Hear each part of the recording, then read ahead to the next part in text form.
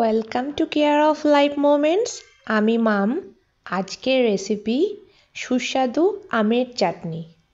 এই চাটনিটা যেমন দেখতেও সুন্দর, এই যে কালারটা দেখছো, এটা কোনো আর্টিফিশিয়াল কালার অ্যাড করা হয়নি।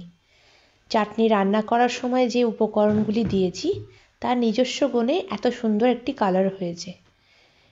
অনুষ্ঠান বাড়িতে অনেক সময় চাটনিতে কালার দেওয়া হয়, কিন্তু এটা কালার ছাড়াই এত সুন্দর। এই দেখো, কাঁচা মিঠে আম আর এই একটা সিক্রেট মোস্ট ইম্পর্ট্যান্ট মশলা দিয়েছি, যার জন্যে চাটনির এত স্বাদ হয়েছে। কাজেই এটা যেমন সুন্দর দেখতে, তেমন সুন্দর সুঘ্রাণ আর তেমন সুন্দর সুস্বাদু খেতে। খাবার শুধু দেখতে ভালো হলেই হয় না, সুন্দর সুঘ্রাণ আর সুন্দর স্বাদ থাকতে হয়। এই চাটনি তোমরা বাড়িতে বানিয়ে দেখো। বাড়ির প্রিয়জনরা তো খুশি হবেই এবং তোমরাও নিরাশ হবে না। বাড়ির ছোট ছোট বাচ্চারাও এই চাটনি খেতে খুবই ভালোবাসবে। আমার যশের তো খুবই প্রিয় এই কাঁচা মিঠে আমের সুস্বাদু চাটনি। ঘরোয়া কয়েকটি উপকরণ দিয়ে অতি সহজেই এটি বানিয়ে নেওয়া যায়। শুধুমাত্র সঠিক উপকরণ, সঠিক পরিমাপ আর পরিমাণ অনুযায়ী সঠিক সময় অ্যাড করতে হবে, তবেই এই কাঁচা মিঠে আমের সুস্বাদু চাটনি তৈরি হয়ে যাবে। চলো আমরা সুস্বাদু আমের চাটনির রেসিপি আর উপকরণগুলো দেখে নিই। 5 ফোড়ন দিলাম, আঁচটা কমিয়ে রাখবো। 2 চা চামচ। যদিও 5 ফোড়নের মধ্যে মৌরি থাকে, তবুও আমি আলাদা করে মৌরি দিচ্ছি, তার কারণ এই রান্নাটায় মৌরি ডমিনেট করবে। 2 চা চামচ 5 ফোড়ন দিলাম, আর 4 চা চামচ মৌরি দিচ্ছি আলাদা করে। 5 ফোড়নে মৌরি রয়েছে, তবুও দিচ্ছি আলাদা করে। একটা শুকনো লঙ্কা দিলাম, আর একটা কাঁচা লঙ্কা।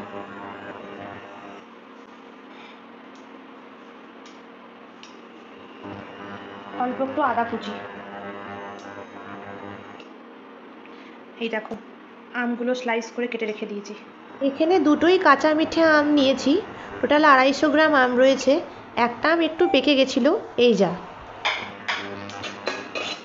দেখবে মৌরি, শুকনো লঙ্কা, কাঁচা লঙ্কা, আদা সব কিছুরই একটা সুন্দর গন্ধ আসছে, তখন বুঝবে শুকনো খোলায় তোমার এই মশলাটা সতে করা হয়ে গিয়েছে। এদিকে মিক্সার গ্রাইন্ডার রেডি করে রেখে দিয়েছি। ব্যাস, আমার সতে করা রেডি। বন্ধ করলাম ওভেন।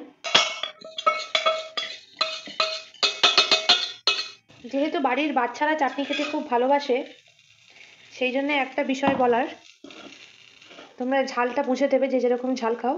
আমি এই যে কাঁচা লঙ্কা দিয়েছি সতে করার জন্য, এই লঙ্কাগুলোয় ঝাল নেই, মোটা বুলেট লঙ্কাগুলোয় ঝাল রয়েছে, তাই দিইনি, কারণ চাটনিতে যশও খাবে। আর শুকনো লঙ্কা দিলেও চাটনির পরিমাণটা এতটাই বেশি যে এই শুকনো লঙ্কাটা ঝালটা অতটা ডমিনেট করতে পারবে না। এই যে মশলাটা রেডি হয়ে গিয়েছে। দেখবে এভাবে জল ছাড়া ড্রাই ব্লেন্ড করতে গেলে এই মিক্সার গ্রাইন্ডারের ঢাকনাতে না প্রচুর মশলা লেগে থাকে। এত মশলা লেগে থাকে, তা দিয়ে মোটামুটি একটা রান্নার অর্ধেক মশলার সংকলন হয়ে যাবে। আমরা সাধারণ মধ্যবিত্ত মানুষ তো, বাজারে সব কিছুরই আগুন দাম, তাই কোনো বিষয়ে নষ্ট করতে ইচ্ছা করে না।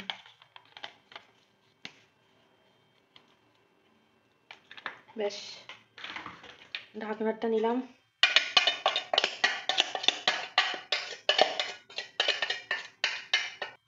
তিন চামচ মতো হয়েছে। 250 গ্রাম কাঁচা মিঠে আম কেটে রাখা আছে, তাহলে 250 গ্রাম কাঁচা মিঠে আমের জন্যে মোটামুটি এই চামচের 3 চামচ মতো এই ভাজা মশলা। 250 গ্রাম আমের জন্যে হাফ চামচ মৌরি আলাদা করে সতে করে নিচ্ছি, সঙ্গে একটা তেজপাতা আর কয়েকটা এলাচ দানা, ছোট এলাচ নিয়েছি।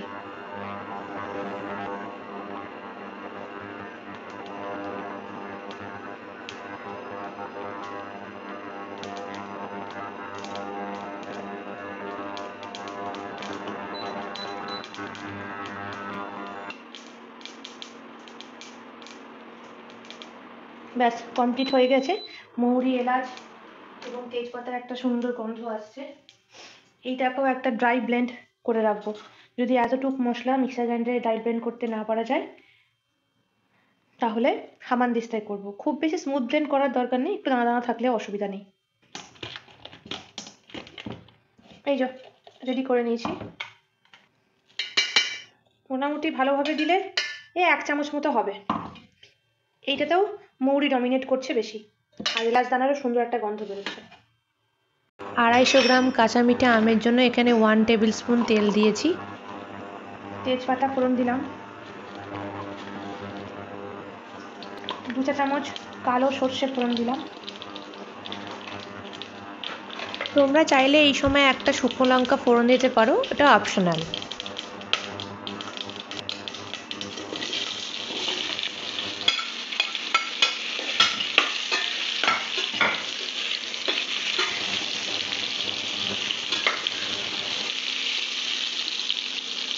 আম দেওয়ার পর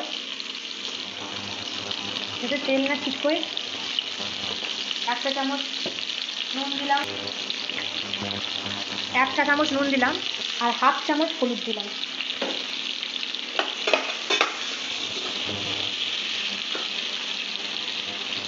তার মধ্যে প্রথম যে ভাজা মশলাটা করলাম সেটা দিয়ে দিলাম পুরোটাই।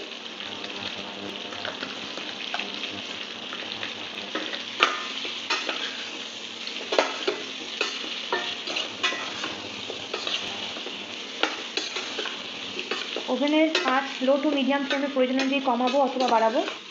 সেই অবস্থাতে কাঁচা মিঠে আমগুলো এভাবে কষিয়ে নেব। এখনই রান্নার থেকে একটা সুন্দর গন্ধ বেরোচ্ছে। আমি ফোড়নে শুকনো লঙ্কা দিইনি, কারণ অলরেডি ভাজা মশলা একটা শুকনো লঙ্কা দেওয়া আছে। তোমরা যে যেরকম ঝাল খাও সেই অনুযায়ী দেবে। তবে ফোড়নে তোমরা যদি ঝাল খেতে পারো তাহলে একটা শুকনো লঙ্কা ফোড়ন দিতে পারো, আর কাঁচা লঙ্কা কুচিও দিতে পারো। কারণ গোটা কাঁচা লঙ্কা যদি তেলে কেটে যাবে সে তেল ছিটকে ভয়ানক কাণ্ড হতে পারে। আমাদের বাড়ির লোকজন ঝাল বেশি খায় না, তাই কাঁচা লঙ্কা কুচি আর দিইনি, যেহেতু মেন মশলাটাতে অলরেডি কাঁচা লঙ্কা দেওয়া আছে।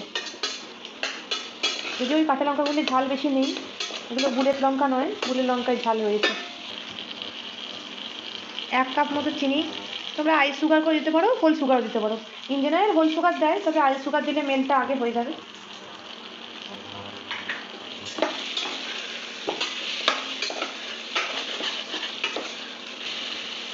খুব বেশি নাড়াবে না, তাহলে কিন্তু আমগুলো গলে যাবে পুরোপুরি। হ্যাঁ, এই অবস্থায় জল দিয়ে দেবো।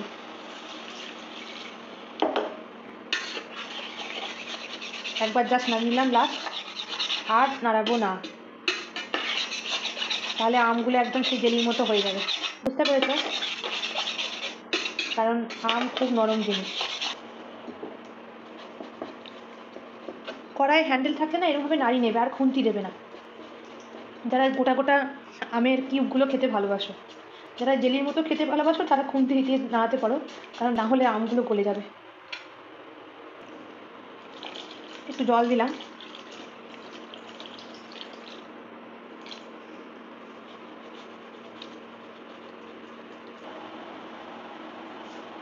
এই সময় 1 চামচ মতো লেবুর রস দিয়ে দেবো। টকে টকে টক হয়। আম খুব তাড়াতাড়ি গলে যায় যদি ভালো কোয়ালিটির কাঁচা মিঠে আম হয় তো, তাই বেশিক্ষণ ফোটানোর প্রয়োজন নেই। জাস্ট 7-8 মিনিট ফুটিয়ে নেবে, বা ম্যাক্সিমাম 10 মিনিট। কিন্তু ঢাকনা দেবে না, তাহলে আমের কিউবগুলোর শেপটা নষ্ট হয়ে যাবে, জেলি থকথকে হয়ে যাবে। এরকম 5 থেকে 10 মিনিট ফুটিয়ে নেওয়ার পরে নামানোর 2 মিনিট আগে ওই যে শেষে যে ভাজা মশলা তৈরি করেছি, মানে মৌরি, তেজপাতা আর এলাচ দানা, সেইটা ছড়িয়ে দেবো যেখানে মৌরি ডমিনেট করছে। তবে এলাচ দানা দেওয়ার জন্য একটা সুন্দর গন্ধ বেরোচ্ছে। ওইভাবে তোমরা আমের চাটনি করে দেখবে। তোমার বাড়ির প্রিয়জনরা তো খুশি মনে খাবেই, বাড়ির একটা সদস্য পাতে চাটনি ফেলে রাখবে না। বাচ্চারাও খেতে ভালোবাসে। আমের সিজনে আমি প্রায় এই চাটনি করি আমার যশের জন্য। দেখো, অনুষ্ঠান বাড়ি বা বিভিন্ন জায়গায় চাটনিতে অনেক সময় সবুজ কালার দেয়, যেই ফুড কালার, কোনো প্রকার ফুড কালারই রেগুলার রান্নায় শরীর স্বাস্থ্যের পক্ষে ভালো নয় বলে আমি মনে করি। এটা আমার ব্যক্তিগত মতামত, তোমরা আমার সঙ্গে সহমত কিনা জানিও। এই চাটনিটা দেখতেও সুন্দর হয়, খেতেও সুন্দর হয়। তো এভাবে একটা আম নেবে, দিয়ে এরমভাবে কাটবে, দেখো আম সেদ্ধ হয়ে গিয়েছে, তার মানে তোমার চাটনি রেডি।